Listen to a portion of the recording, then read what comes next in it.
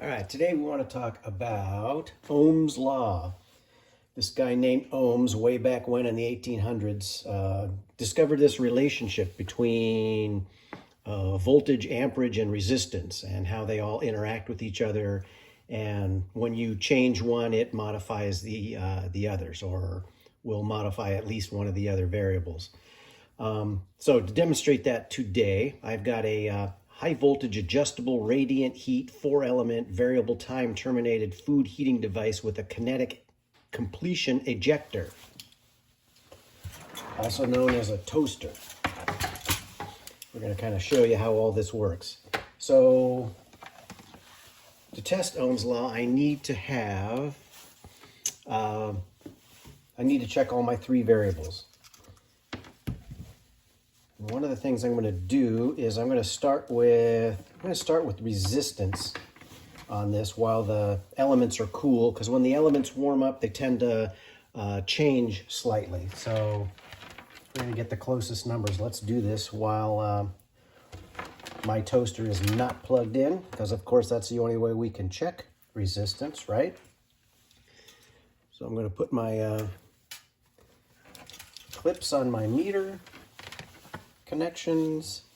I'm going to take the plug on my toaster, and let's just connect these on here real tight. Turn my meter onto the resistance settings, Ohm's settings. It's got his own little symbol there. And let's see, I'm going to have to hold this down so that I can close the circuit, and it will use the battery in my meter, of course, and send a signal through the elements and check what the resistance is. So if we look on that, it's about 21 ohms. Let's just call that 21 since we're really close. So if I look at my ohms reading, I'm going to put 21 ohms.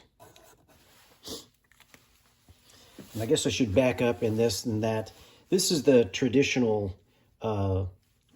lettering for Ohm's law, where I equals amperage, R equals ohms or resistance, and E, which was looking at electromotive force, is being used for volts.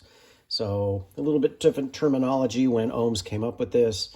I've kind of changed it to my own version that it's easily recognizable for me, where volts is equal to amps times the resistance. So if I multiply these two, I'll get volts. I can also divide volts by ohms and get amperage. I can divide volts by amps and get ohms. And by putting it on this small little chart, they're showing you here that if you don't know the resistance, you can cover up that particular variable, and now it's just a matter of dividing volts by amps. If you know amps, you would divide volts by ohms. If you didn't know the volts, you could multiply amps times resistance and get that reading. So again, this is that relationship on how they all kind of work together. So 21 ohms of resistance. When I check the resistance heater that's built into this toaster, let me now plug this in. Plug my power in, got 120 volts. Let's check that. I'm gonna go to the volts setting on my meter, take it off of resistance so I don't blow up my meter.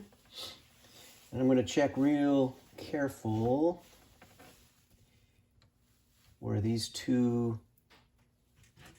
cord wires come in, and I've got 122 volts. 122 volts.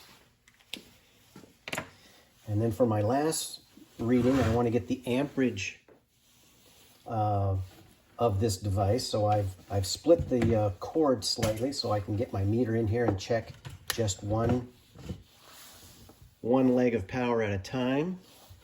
Let me change this now to my amp setting. You can see that.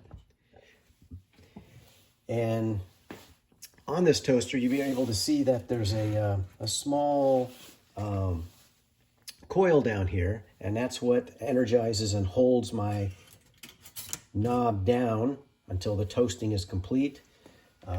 This little rheostat down here is adjustable with the little knob that used to be on there, and that would be the adjustment on how dark you want your toast or how long you want this resistance heater to run.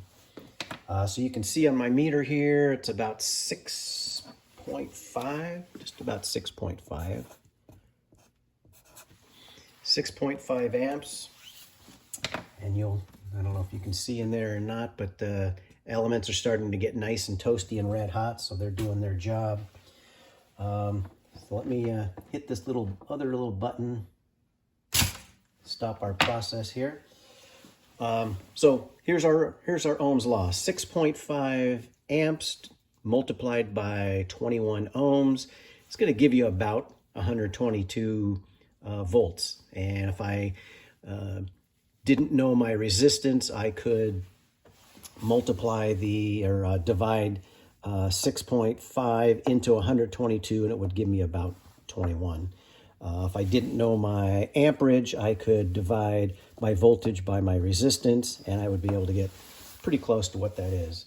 So I'm being able to look at a device, I know the voltage, and if I can figure out either the amperage or the resistance, I can kind of figure out what the other variable is. Kind of helps me out. Kind of shows me that relationship on, what kind of amperage should this particular device draw and consume.